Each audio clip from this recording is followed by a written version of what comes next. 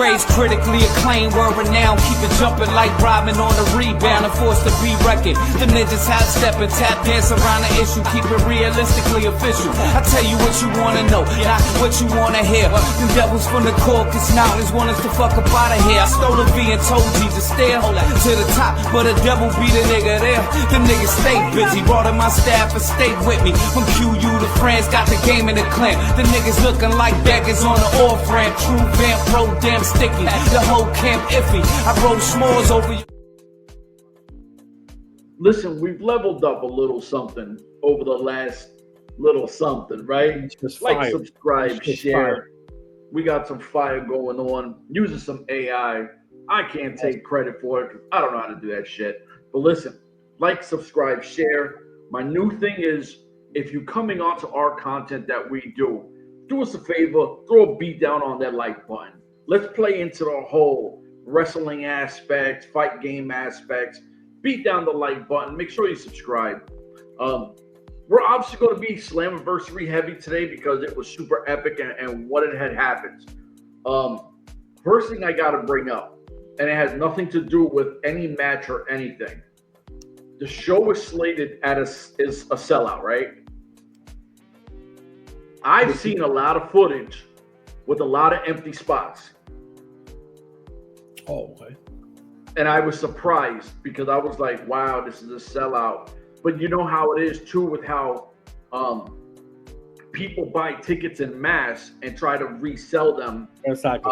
I don't think a lot of people understand that, where that part of the game unfortunately happens. It's like when you see baseball games, you're like, why is it always empty? Unfortunately, because a lot of corporations buy the seats and don't go to the games. So yeah, they're selling out, but you're still seeing empty seats for whatever reason that may be.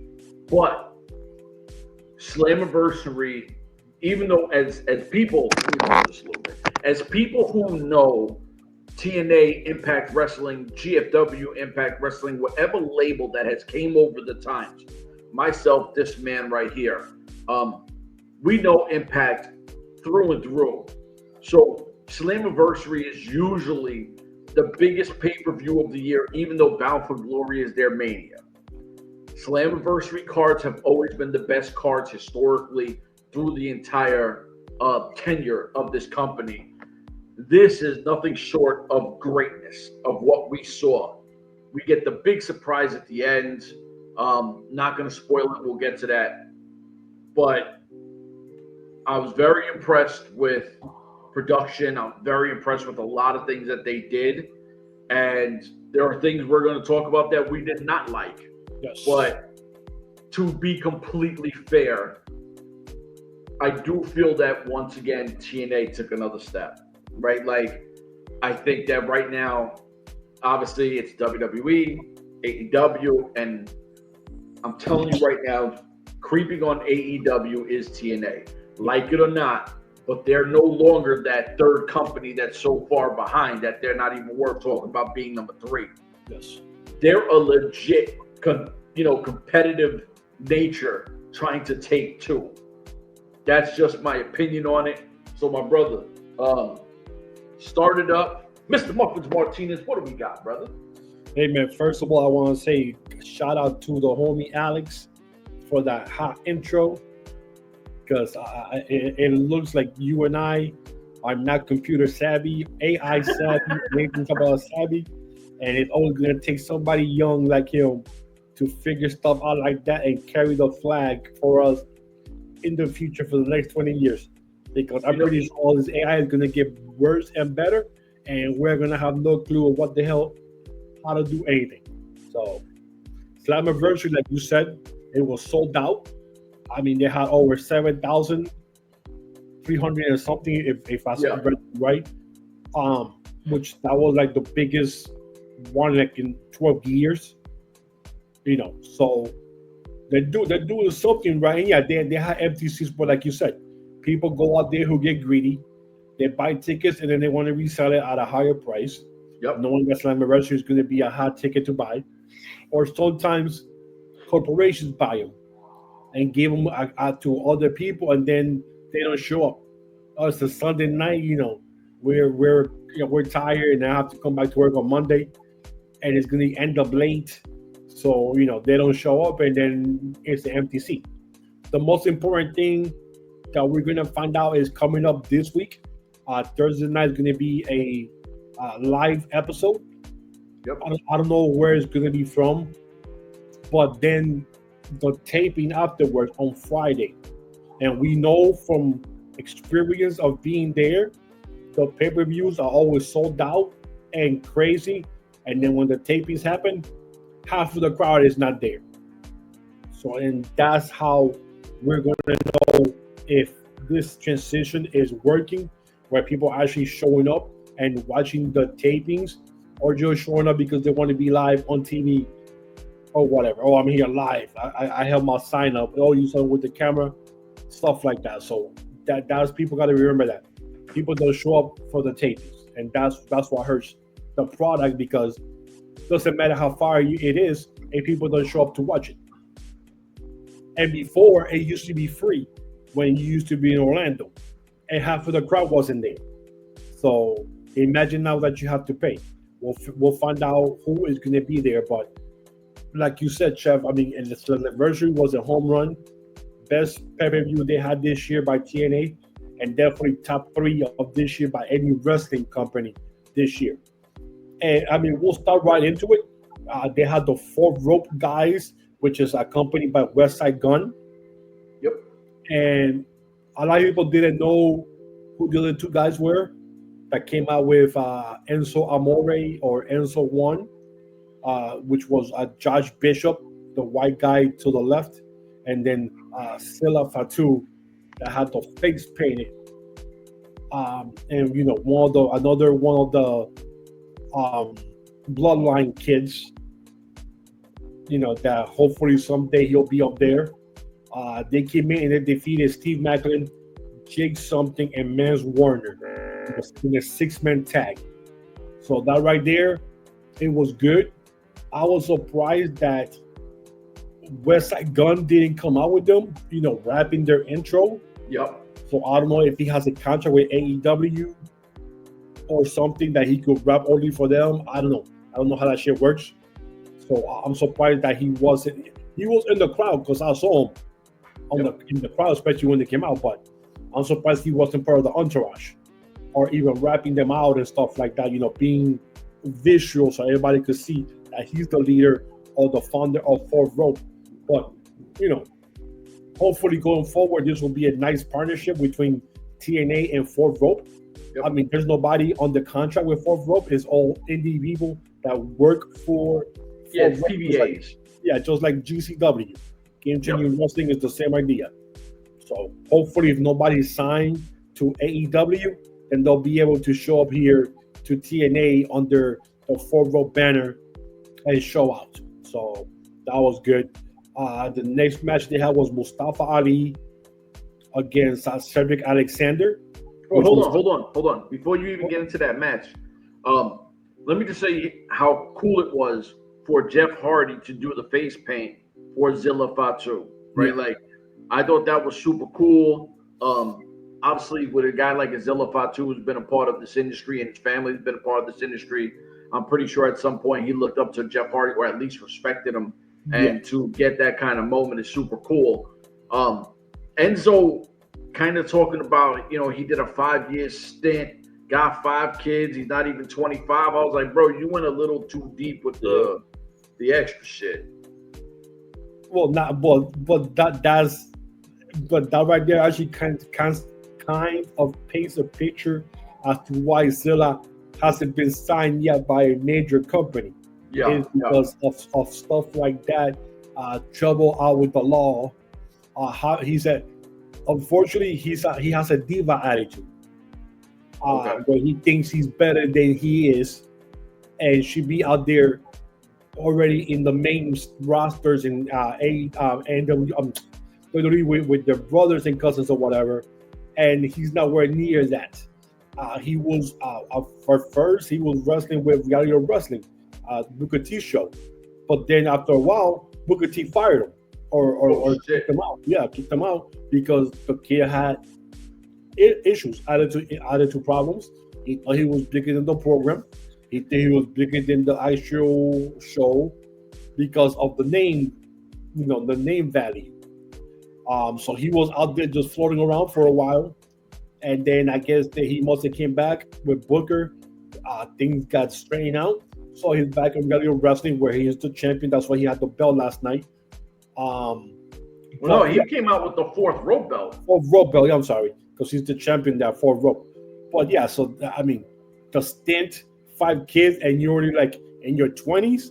I mean, you're trying to beat your cousin Jacob Fatu's record, of the kids thing. So hopefully he knows that there's levels to this, and sooner or later, with patience and God's willing, he'll be out there in WWE, NXT or whatever. Yeah.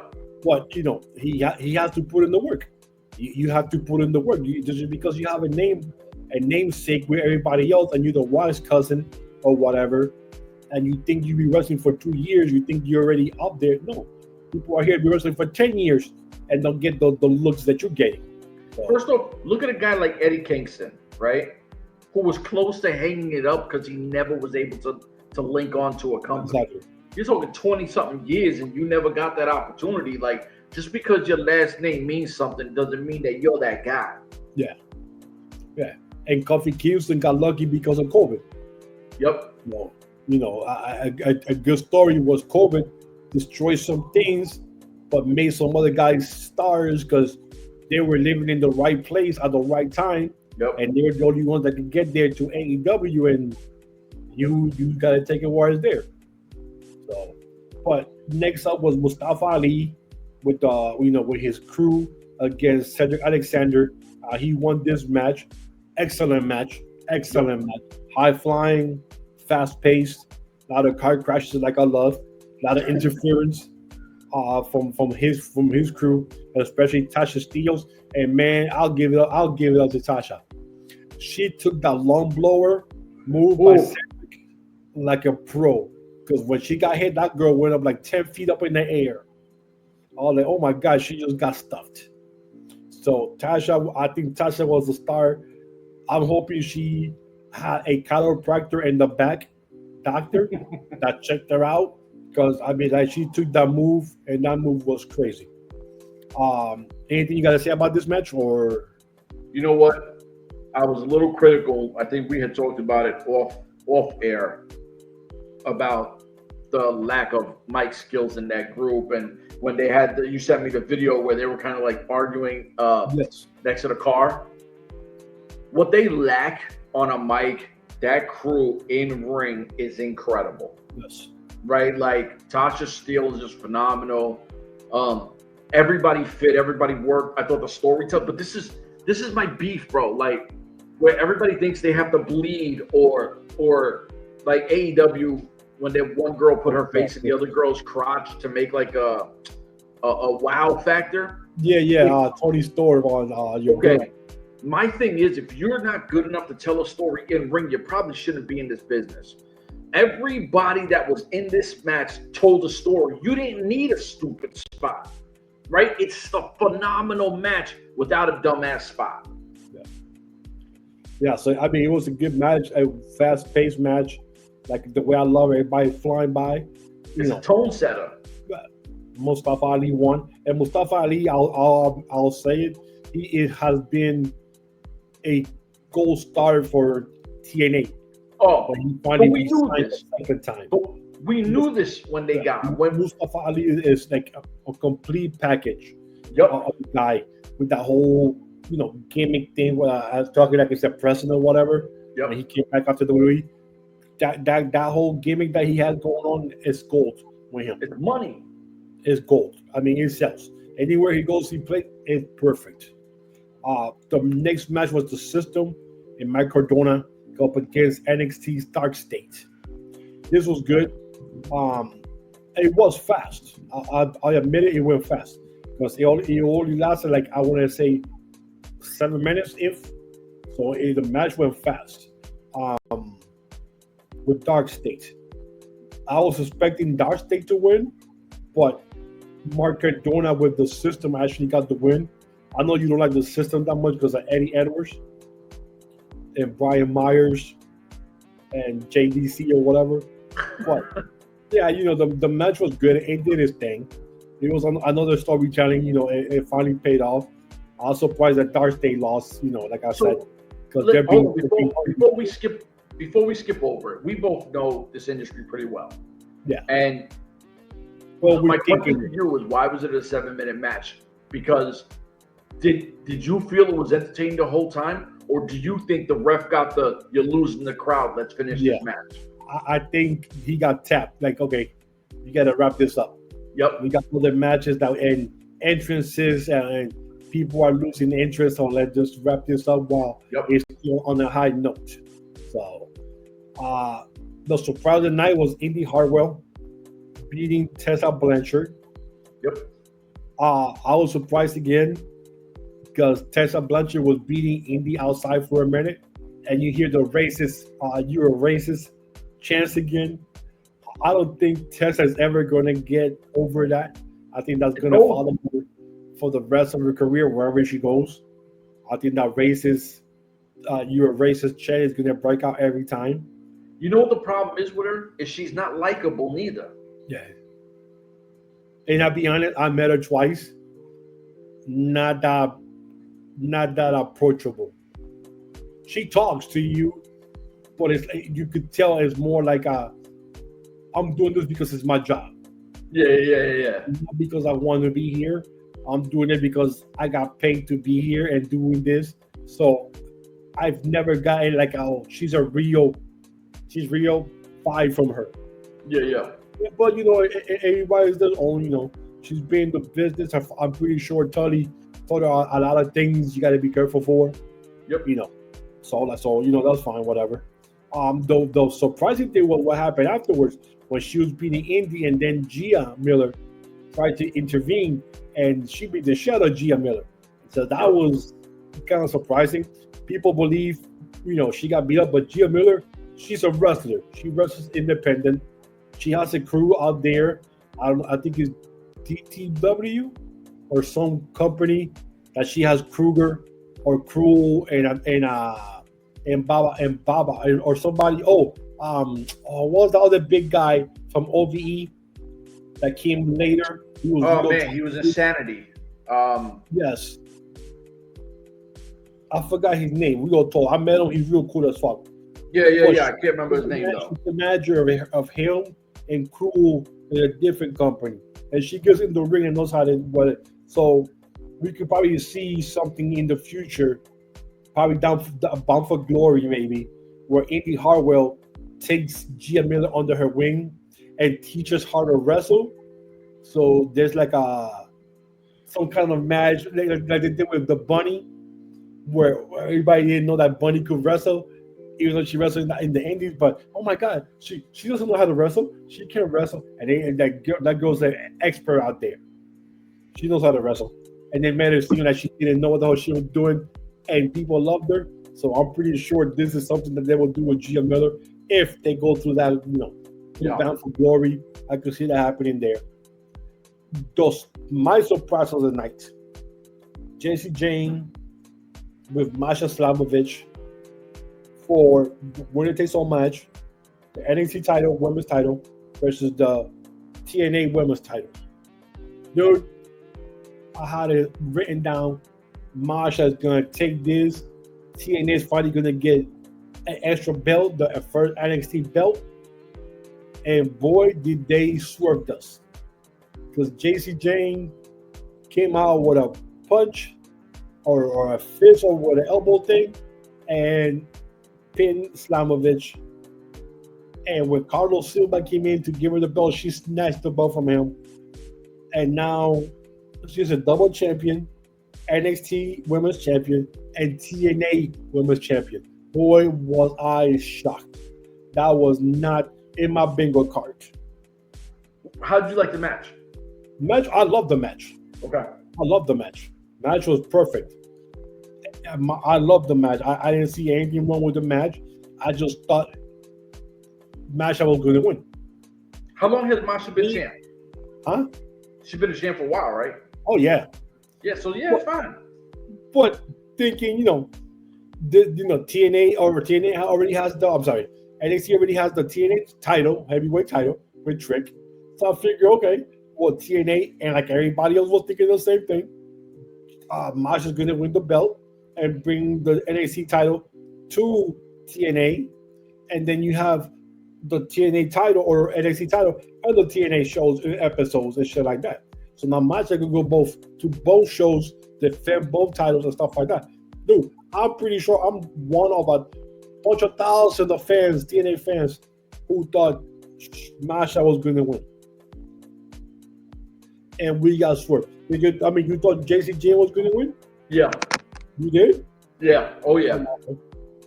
I did not see that. Like I said, I did not see that at all. So that was surprising for me. Now tomorrow night at NXT is going to be interesting when she comes out with both belts. How they keep saying that she's a beatable champion, and now she has the TNA belt, and she did it, and she could talk all the shit she wants to talk.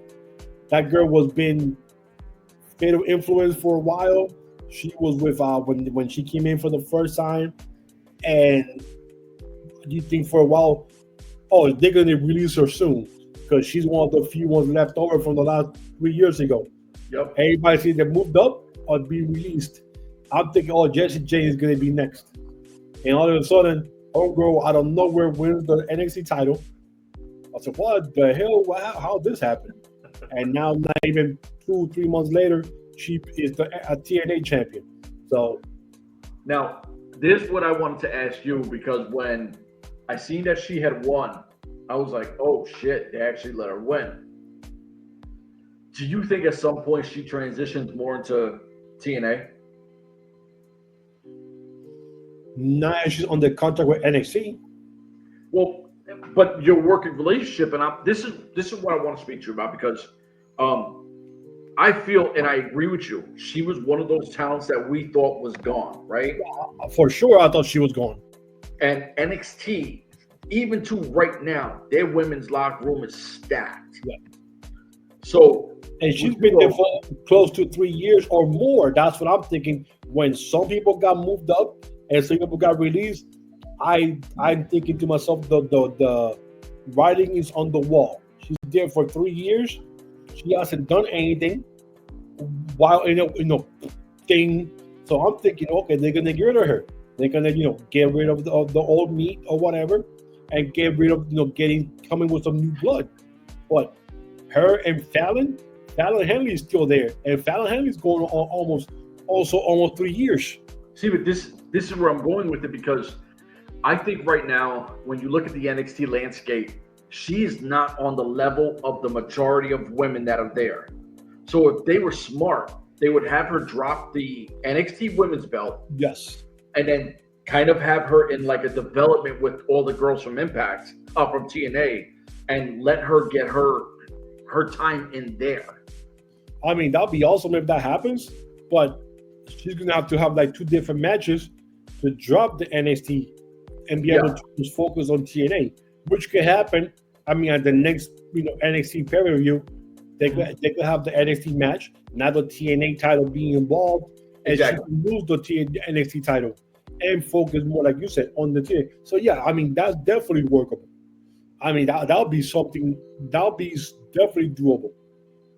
That was what I was talking about. It's a different thing, but yeah, she could benefit more being a leader in TNA than being stuck in the middle or lower level as a champion on NXT. Exactly. So yeah, I mean, I could see that happening. So yeah, the next match, Lee and Slater against Moose. Awesome match. Love this match. I'm not a big Moose fan, as you know, but he delivered like he always delivers when it's a championship match.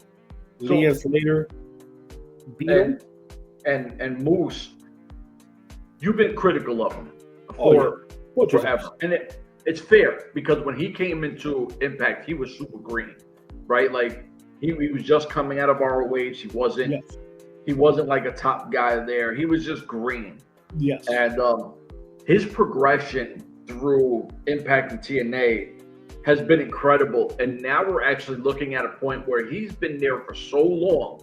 He's had great title runs. He's grown on the mic. He's had factions built around him, looks strong. He's been a great leader in the locker room. At this point, we're actually looking back saying, you know what? He's building his Hall of Fame resume in Impact. TNA.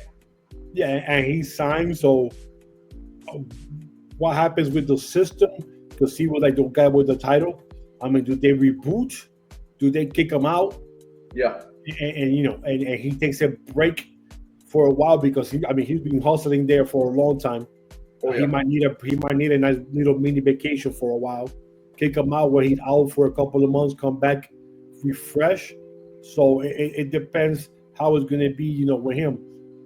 But the biggest thing that happened last night was the king of TNA, Mr. TNA. I am. Mr. AJ Styles came out to one of the biggest pops in the history of TNA and came out and spoke in the ring and gave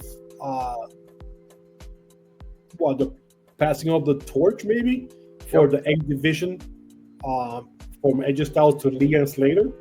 So I mean that's huge. Now that Leon Slater stays there for the rest of his career and doesn't go anywhere for the next 10 years or whatever, just to build whatever AJ Styles says. And I hope when his AJ Styles contract is up or near, he doesn't resign with WWE and he'll come back to TNA for one last run. I mean, I'm just saying, man, it's a dream. You know, he can have a couple of matches. You know, his contract expires. He don't want to resign with them. He's going to take some time off. And then a couple of months later, boom, I am. You want him to have one more heavyweight championship run? No, I would love him to finish in TNA. So why don't he do like, all right, you know, like in baseball, football, basketball, they do the one-day contracts? Yes. So why don't he just do one? No. I do not want a one-day contract for AJ Styles. I wanted to come back after his contract expires with WWE, that he doesn't resign and has one last run. Not necessarily winning the title, even though it'd be cool, but winning the X Division title. Maybe. Or working with the younger kids, bringing them up, and you have AJ Styles, like the guy who built TNA. Let's cut the shit and we be honest. AJ Styles built TNA. Oh, we've always said that. We've always said that. X Division would not be an X Division without AJ Styles. The wars that he had. Listen, if there's no X Division, Samoa Joe, Kazarian, Apollo Creed, whatever his name. Apollo Creed, yes. Back then when he was Apollo Creed, and Apollo Creed was mad about that he put a tweet out saying, "Well, I was the first one that broke the door down." Because I left from there to WWE, and he's been there ever since. I was like, you know, he got a point, because I didn't forget about that. I was like, no, Apollo Creed got a point, because he was the first one that left from TNA to WWE, and he's been signed there ever since. I mean, he's been there for over 10 years now in WWE. So I was like, yeah, you know, he do got a point. But, you know, he wanted to take the shine away from AJ. But AJ... I mean, how old is AJ now? Oh, hold on. I got my phone literally right here, so hold on. Yeah, if you could check, please tell me.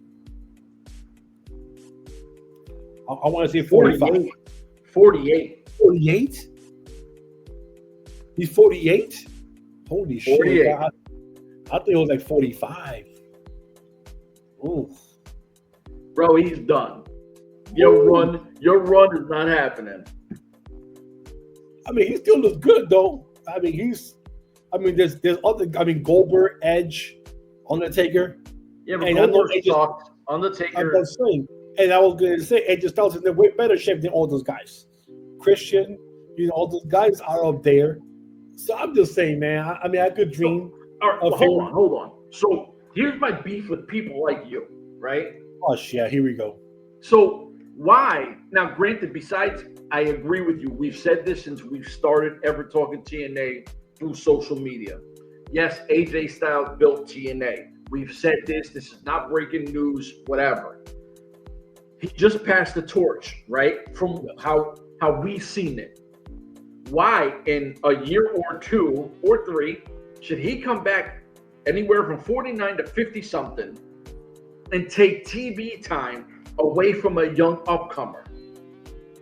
Because every company does it. I know, but can we stop?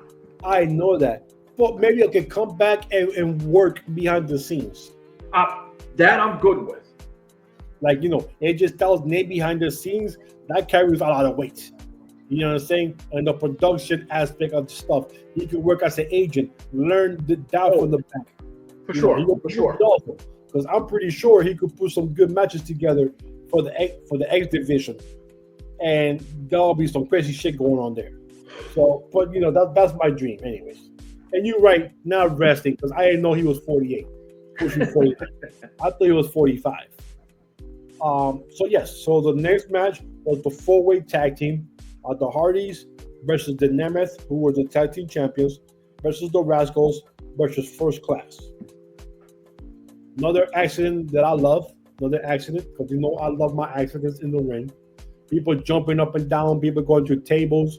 The spot with AJ Francis top of the ladder and go through, and I'm like, oh Jesus! I don't know how he didn't pull the muscle when his leg went to the other ladder. I'm thinking this dude just broke an ACL or something. I don't know, but it was crazy. Towards the end, what happened? I didn't want to happen. I actually wanted either First Class or the Rascals to win the tag team, and of course the Hardys won the titles, tag team title again. Yeah. Again. And then when they're celebrating, you hear the tin. I was, oh shit. Here goes Crappy Ray. Crappy Ray comes to the ring. I'm like, God, please, Jesus, don't let it be some type of match. But they want to do some type of, please, God, anything but that. He started talking. Bound for Glory. I'm like, oh, they already fucked up Black for Glory. Yep. They already fucked Bound for Glory. Because nobody wants to see a bunch of pushing 50-year-old guys. What, is it going to be a tape? Is it going to be a TLC match? Or is it going to be a ladder match? It might be something, because I don't even know if Devon can wrestle. Well, people were trying to, where's Devon? And he said, oh yeah, good question. One more time and one last time, you're gonna hear, oh, my brother testify or Devon bring the table at Bound for Glory. You know what I think they might do, like that Hardy compound bullshit? God, I hope not. That'd be some bullshit. Bound for Glory? Oh, they got, well, hold on, we're in July, August, September. Actually, yeah, oh my God. What you mean Devon can't wrestle? No, I was reading something that he has a bad back or something like that. Like his body's all fucked up from the abuse of his career. Well, maybe he has one match left in him. Bro, but or like you said, they'll do a compound match, which got at first it was fun, but then after the second, third, fourth, fifth, and then they got the kids involved, and the wife is playing the piano. Dude, I can't take it anymore. And then every time you see it, there's another Hardy kid hanging around. There's Matt's got like 9,000 kids. Yeah, there's like 5 boys, I think, or maybe 4 and a girl. But that's too much. I can't have these kids being involved doing I thought this shit on that kind of bullshit. I thought the whole broken gimmick was stupid from the beginning. You know me, I've been open about that. I think it's dumb as shit. But listen, we don't want to see the Hardys versus the fucking Dudleys in 2025. And I hate the nostalgia line. Oh, it's for nostalgia. Are you fucking kidding me? So all these guys that have busted their asses, and I'm not going against the Hardys because the Hardys are active, right? The Hardys are part of TNA. Oh, yeah. Yes. They're active. They're doing what they're doing. But why should some fucking old ass Dudley boys who we haven't seen any of them in a ring in mad years. Yes. Why do they get an opportunity at those belts instead of guys that are on that roster who have been busting their ass? Well, would it be for the belts or just a match for nostalgia reasons, like one more time type of thing? I don't care. I don't know. I don't want to hear it. I don't want to see it. Yeah, because I don't know if they mentioned that about being for the belts. Oh God, Baba's 54 and Divan is 52. Or turning 52 August 1st. Jesus. So around BFG. What? Is Yeah, it BFG in it's August? October. So October. yeah, next month he turned 52. Yeah. Yeah, man. I don't know, man. I don't know. I agree with you. There should be somebody younger go up against the Hardys for the titles, because it's Bound for Glory. This is your main show. This is your WrestleMania that you mentioned. This is Starrcade right here. Yep. Slammiversary is your anniversary because this is your 23rd anniversary when you came out for the first time 23 years ago. That's what anniversary means for them. And Bound for Glory is your main show, and you're gonna have your main show have close to 4 people who are over 50. I think the Hardys is still under, but I don't know, man. I think you're right. I think it's gonna be in one of those compound matches. Yep. Because I can't see, like you said, if Divan has an issue with the back and thing, I can't see him going another 3D shit and going to some kind of table or something like that.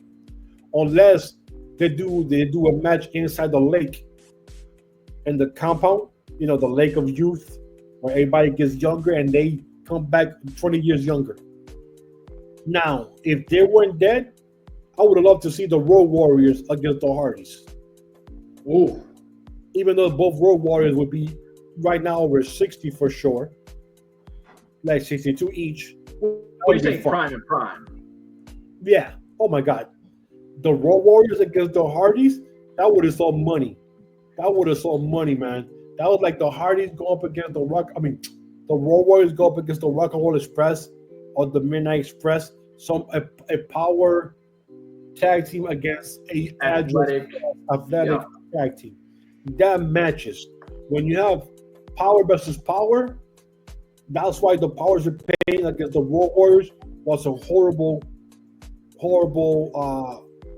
feud that they had, because it was 4 guys who couldn't do shit except power moves. Well, that's why it was so dope back in the days with Jannetty and Michaels, right? Like everybody was all jacked up big, and you had these guys flying around high octane. Because supposedly, speed, if you got to catch them first to beat them. If you can't catch them, but Doom against the Warriors was horrible because no more of those guys were fast. Yep. And they were mobile. They were all power moves. Now, when they wrestled Doom, that was different. When they wrestled the Steiner brothers, who were as big as them, and the Steiner brothers were agile because they were amateur wrestlers. So that worked. The Varsity Club, they were. Matt Rotunda wasn't big. He was agile because he was an amateur wrestler. Those few sell money. The Road Warriors against the Hardys 20 years ago, shit. Boy, that would have been a main event every time. Oh God, that Prince money. Yeah, Prince, that was money right there. Anyways, the main event, the one that everybody be waiting for, the one that I will be waiting for. Joe Hendry came out first.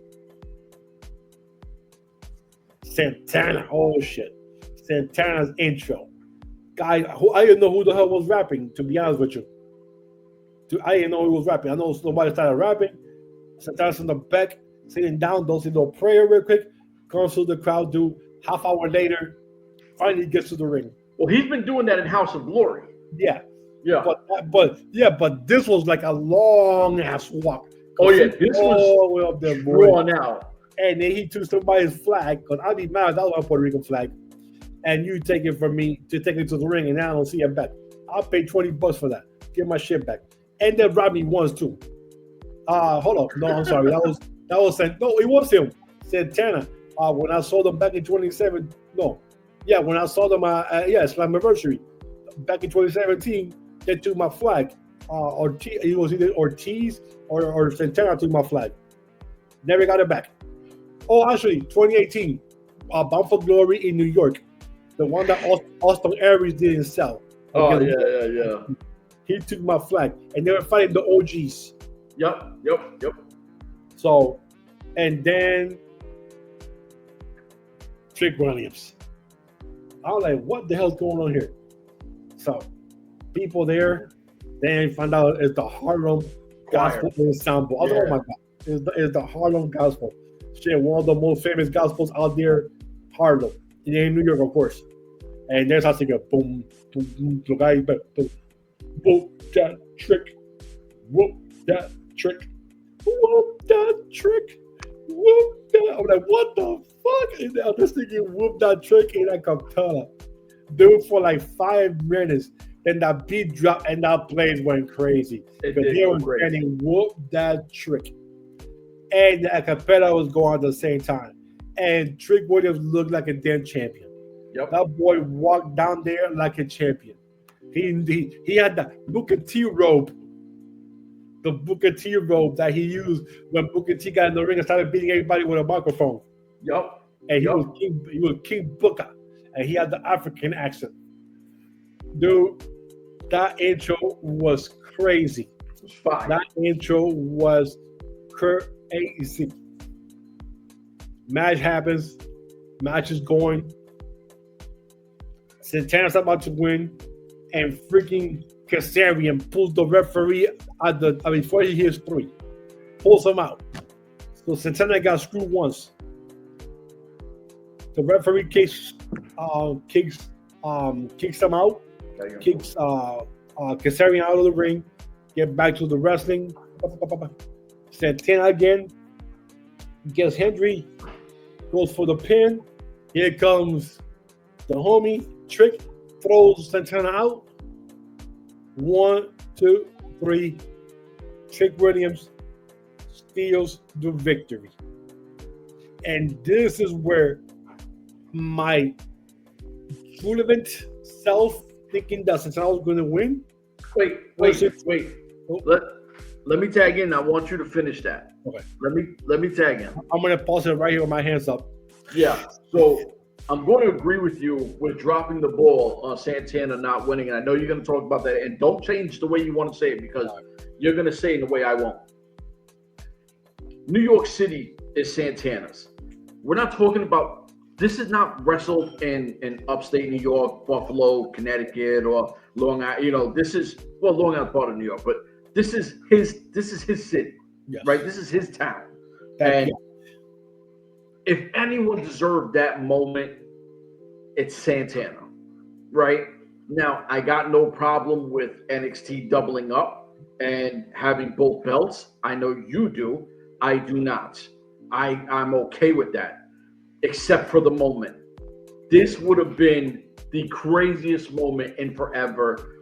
And if anyone knows Santana, you know all the trials and tribulations this guy has been through his life, through stuff he should not be taking, things he's done in his past and getting, incarcerated.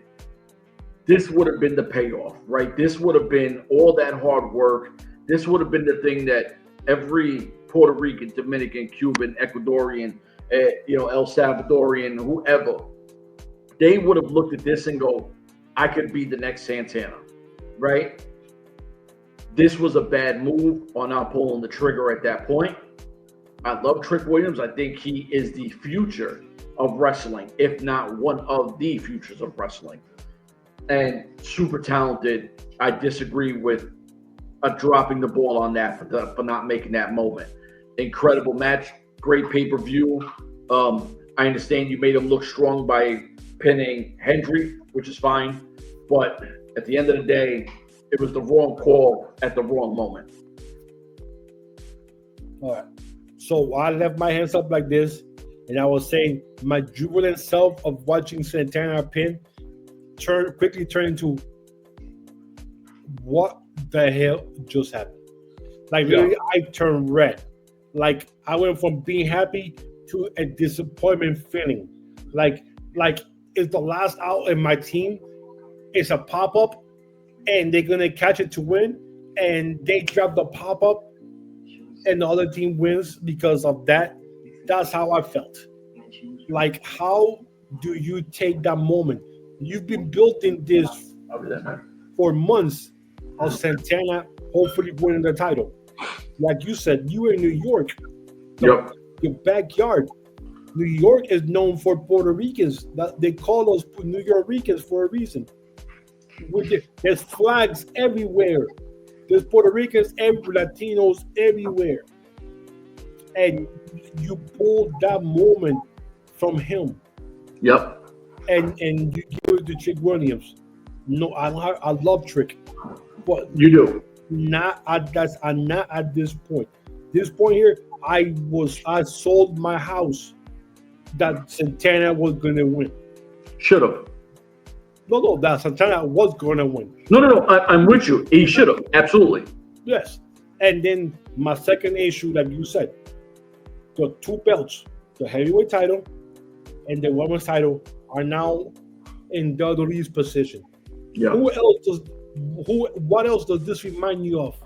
No, it does not. It does not remind me of the AEW thing. Yes, it does. No, it does not. Yes, you know it does. why it does not? Because you got stars that come from NXT. The Trick Williams.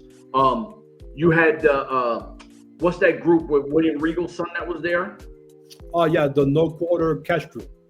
There you go. You got top tier talent that's Yes. coming over and Yes. doing what they're doing. And NXT Yes. is not pissing on them because there's a difference. If Shawn Michaels came and did the TNA's a joke, ha ha ha, they're not. They're actually having a cross promotion where we have seen Joe Hendry on NXT, where Yes. we didn't see one person, not one talent from TNA come to AEW. I don't feel it's the same. Facts. But I was saying the same thing because of what happened. Kenny Omega came in, Yeah. pinned Swan, and won the title. Mhm. And then, like you said, nobody from TNA went there. Nobody from TNA won a title there or a title from their company to bring over. What happened now? There's two titles where? From TNA where? In NXT. WWE. How many titles from NXT are in TNA? None. Same exact thing. Not yet, though. It looks to me like the same exact thing. Because the payout should have been last night of TNA title coming back to TNA with Santana winning that belt. And they said no. Or somebody said no. So you took the moment from Santana. You took that moment. Now you have to wait to what? Bound for Glory? Wait. To be the next one? And then you took the female title from Masha. At least that title from NXT should have come over to TNA, which leads me to believe that by the end of this year, WWE is going to buy TNA. Okay. So, hear me out. What's the next big NXT pay-per-view? Oh shit, I could look it up. Well, there's never a big, because everything is under the WWE umbrella. So, Because I'm curious, would you be opposed to Santana coming over and pinning Trick Williams on his home turf, getting back the Impact Wrestling title? well, what is going to be on the NXT show? Would it be for the NXT title? I keep NXT with theirs, bro. But you know what the difference is? Okay, It's August 3rd. August 3rd is Heat Wave. okay. It's the So next this one. is where it's gonna sound like I'm a TNA hater, and that's not it. All the hype, all the buzz that's behind TNA has come from this partnership. Oh, right? fact. Okay. So at this 1000% point, facts. what did they get us to do? They got us to sit here, talk about how we don't like what they did. So how many people do you think on social media is talking about it? Everybody who's a TNA fan. Everybody. Now, I think we get our redemption when he goes over to the bigger platform. I'm not saying a bigger venue, but the bigger platform is NXT. When Santana goes there, he does his thing. If it's in Orlando, let me tell you, there's a lot of fucking Hispanics, and it's little New York, right? So if you go to Orlando, that's going to be his crowd. Well, it depends if it's going to be at the same location, the Universal Studios or Full Sails, or they do it in a real venue. Then I believe little Puerto Rico comes out to support Santana. That's fair. That's fair because you'll have a lot of the locals that always go to NXT. Exactly, that go to Full Sail. You go big. It's big. Everybody's going to be there. Santana's going to be there. Oh shit, we got to represent. Puerto Rican flags everywhere. Because I tell you, and this is no secret, I lived in the Impact Zone way before LAX got there, right? Yep. When LAX got there, went crazy. The next set of tapings, the next month, right? Because, they did the marathon 1 month tapings for the whole thing. Yep. The next set of tapings, I'm standing there, chilling. All of a sudden, I see mad Hispanics, people with the Puerto Rican flag, and I'm like, damn. So me. I got to be like, yo, where y'all want to sit, right? Because I'm telling people, sit right here. So when they come out, they see the flags in the middle. This will be where the hard cam stays. So a bunch of Puerto Rican people dropping their flags on that little metal gate where they could just attach it to. Yep. They came out in droves because it's our people, right? Like, it's a street thing. You get the Puerto Ricans, tough town, bang. Santana wins that belt, cool. But at some point, we do have to see a TNA person take a NXT belt. It has to happen, man. It has to happen. Because if it don't, then this is AEW all over again. Without Tony Khan or Shawn Michaels giving commercials about, well, I'll pay for this time or whatever, shit like that. But they have to win at least one NXT title. You got to. It's tag team, the tag team. Since you already have the Hardys with the Dolly Boys already in October, we know they're not gonna lose the titles from now till then. For a fact. Unless it's just a regular match over there, then that's fine. I just don't see them losing the title till October. So hopefully you get the NXT titles, tag team titles. You could defend them back and forth for a while. Yeah. But I would love to see the North American Championship belt and Impact. We've always said this. Your two main belts should never leave your company. Every other belt is free game. Well, the TNA title. Yeah. So they have the heavyweight and the women's. And they took the two main. So. Listen, but I'm okay with it because I understand the long game, right? Like, I understand. Well, damn it, you understand it because I don't. Because last night should not be the long game last night. Bro, the whole thing. Do not understand the long game. Okay, so it's kind of like the old dangled, like cartoons where they dangle the carrot and the animal's chasing the carrot. Yes. Okay, eventually the animal has to get that carrot. So I think a build-up in their heads, now I could be 100% wrong, the build-up on the WWE side, who might be talking with the Impact TNA guys, is saying, look at the build-up. All you're going to hear from the fan base, we don't even have our belts. We need this. And when both of those belts are going to be defended in Bound for Glory, you're going to have Trick Williams. You're going to have JC Jane, however you say her name. Yeah, JC Jane.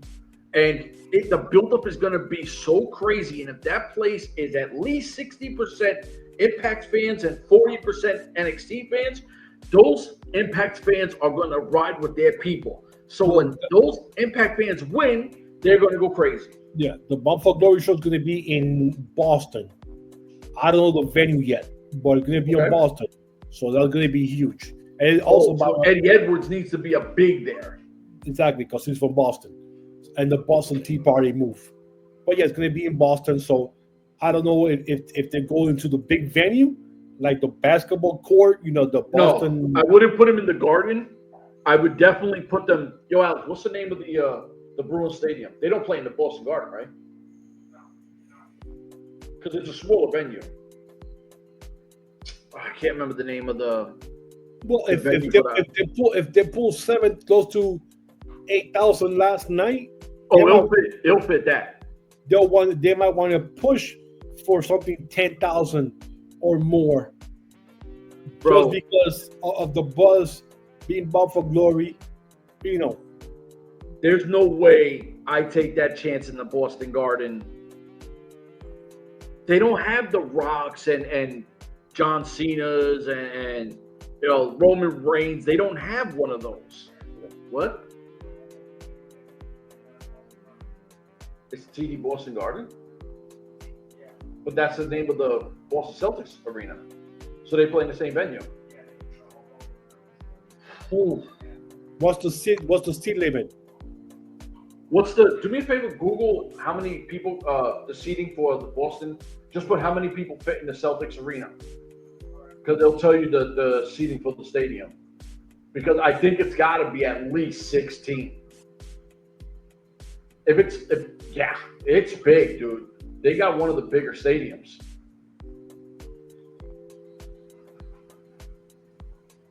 I mean, that's a lot of people. Like, I know WWE uses it, and I think that AEW used that too. Yeah, I think they fit like 16 plus. Yeah. And I think that might be I think that's like grasping 19,600. Yeah, definitely not that then. No, it's gotta be also the basketball and the hockey share the same place? Yeah. Oh shit, all right.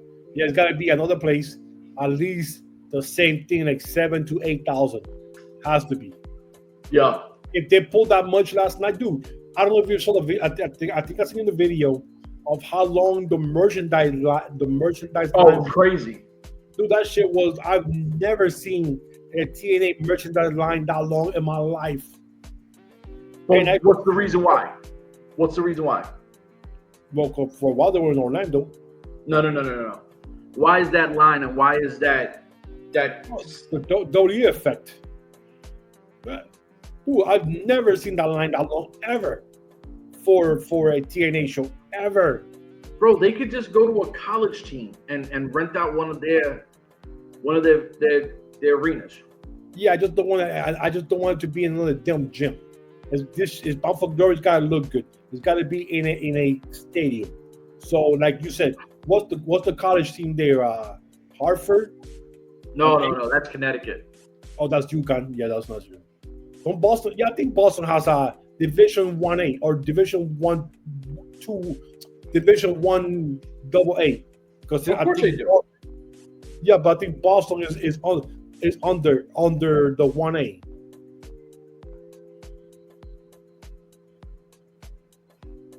Because my father went to Boston College back in the days to finish his master's. So I know there's a Boston University, Boston College. Yeah, you have Boston University, you have Harvard, yes. Northeastern, I don't know Bunker Hill, the University of Massachusetts, I know.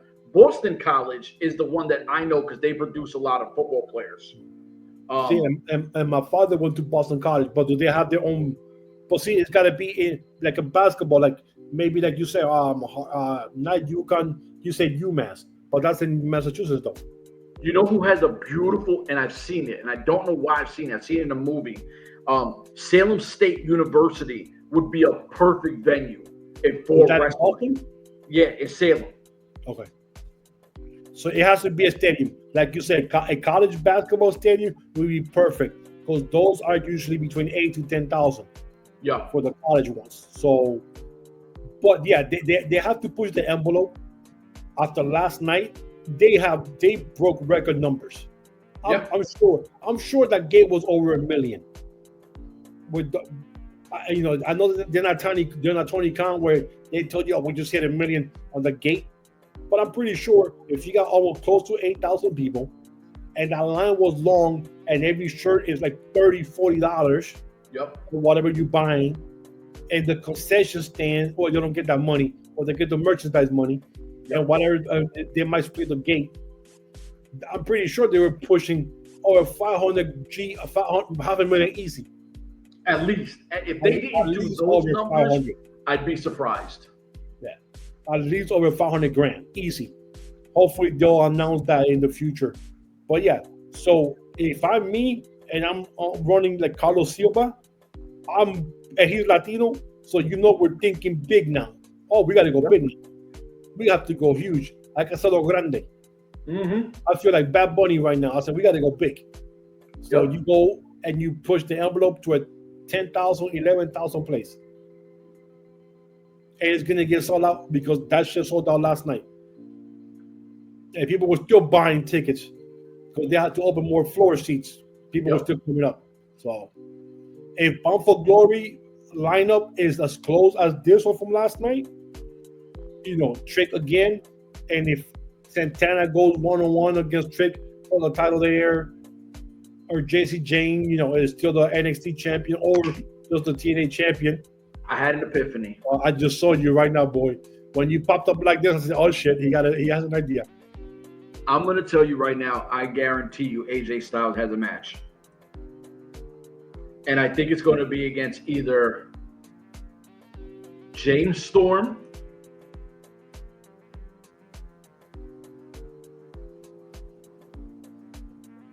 Oh man, I don't want to say it, but I want to say it. I want to say Apollo Creed. And he comes out with his Macho Man thing. The Apollo thing. Well, I was thinking he will wrestle maybe somebody from TNA, either Kazarian. Oh, because I know they go back way back. Is Christopher Daniels still in AEW? Yeah, he has a crew now with Scorpio Sky. They call it Sky High. All right, because I was about to say that would have been cool. Oh shit, right? That would have been crazy. If they would have got him to come up, that would have been crazy. But yeah, they could have him go up against Kazarian or somebody from TNA. Eric Young, if they elevate that part. But I love the idea, like a nostalgic match between him and James Storm. And then they say it ahead of time. You got to say it, yeah. Wait, maybe like mid-August, September. AJ Styles has one last match in TNA. I guarantee you, I will jump on your idea. That will sell out instantly. That will sell out because people want to see AJ Styles. I will do if AJ Styles says that he's going to wrestle there. I will be at that show because I used to live in Boston for 2 years driving for my back surgeries and shit. 19 trips in 2 years. Yeah, I'll take that trip, 6-hour trip. I'll take that trip again, knowing that AJ Styles is wrestling there. Somebody got to take me. I don't care who. Somebody driving that van. Word. Yo, I'm for real. So yeah, man. I'll give it an anniversary 4 out of 5, or if I go to 10, I go 9 out of 10 because Trick won and Christi Jaynes won. Actually, let me go 8.5. I was gonna say I'm gonna go with strong 8. Yeah, I would go with 8.5 because the system match and shit like that with Dark State. That kind of slew me up. And then the Hardys win the tag team belt, and then the Dudley put that shit that I'll give it a strong 8. So strong 8. We finished wrestling, right? Yeah, that's it for wrestling. Unless you got something else. I have something super, super exciting I had to get off my chest because someone that I worked with, she started as a line cook. She's a Puerto Rican girl from the Bronx, New York. Low income housing, just like me. Came to Florida. She worked with me. She through stress wanted to quit at times. She sent me a picture, and before the age of 27, she got a Michelin star. So if anybody wants to know what a Michelin star is in the food world, only the greatest chefs have one, right? Gordon Ramsay's got like 17. Damn. But if you get a Michelin star, it's winning the Super Bowl, Stanley Cup, getting a gold medal at the Olympics. There's very few that have it. We have a Puerto Rican under the age of 30 that has a Michelin star. So Carmen, I'm going to send you this because I want you to know how impressed we are. And someone from the culture that comes from our kind of setting is at a level where people that have been in the industry for over 30, 40 years never even smelled one. And they chase that because very few have even attained that success. And she has that under the age of 30, which is incredible. Nothing but respect to you, love you to death. We're Puerto Ricans, I had to talk it. Which wrestler does she work for or works it? Oh, I'm not sure the name. I'll show you the picture real quick because she sent it to me. It's in Orlando where she works? She left, I think, because there's no way you're getting it working in Universal. So where's she working now? Oh, I didn't ask. I was. Oh, okay. Well, she got to be working somewhere. If she got to be working somewhere, she got to start like that. So I will show the Michelin star and not her name because they're weirdos. Yeah, man. Please. But that is the 2025 Michelin star. Yeah, don't show me a picture of her because then I'll be following her and find out who she is. Now I'll send you it like cook for me, baby. Cook for me. You my chef now. Like it's so incredible because, like I said, there are chefs that we've heard about that have been on like Bravo and the Food Network that never have even got one. Right? Yeah, Chef Ramsay has 17 for real. He's got 17. Wow. He has the most in the entire world. They made a big deal because Mike. His last name is Sam. He's an Indian guy. He has like 3, right? Wow. And he's a Iron Chef, right? Like he's one of the greatest chefs in the world. A lot of them have like 1, but they've been in this industry for over 20, 30 years, and they're then getting it. She has been in the industry for like 6, 7. Wow. And she's already attained 1. So for anybody who thinks they can't, if you come from whatever your ethnicity and background is, you put that work in and you have that passion for it, I'm telling you, it can happen. Like, so when I came on, I'm like, I wasn't going to talk about it on my other platform because I'm like, talk about it, man. Talk about it. This is a Puerto Rican platform. Like, and to be fair, it's the only right place for me to be able to do it because we built this for our people. And to be able to sit there and say one of ours did that at that kind of level, I had to wait. I've been waiting on this for like a week and a half, bro. And I've been like, I can't wait to get on and talk this shit. Shout out to Carmen on the 1-star Michelin star, man. Yeah, I don't even know you. I found out what a Michelin star is, and I'm proud of you. And I'm proud to be a Puerto Rican right now. Hell yeah. Listen, my brother. Look, my hair, you got my hair standing up. Look, my hair's standing up. So now you got me hungry now about that chef. So listen, like, subscribe, share, all that good shit. Oh, Alex, he loves what you made. Salute to you too. Salute to Alex, the homie. You know what I'm saying? So listen, we do everything built in house. It's how we do things. We've always done it like that. Like, subscribe, share, all that good shit. For me, this man, we out of here. Deuces. Deuces.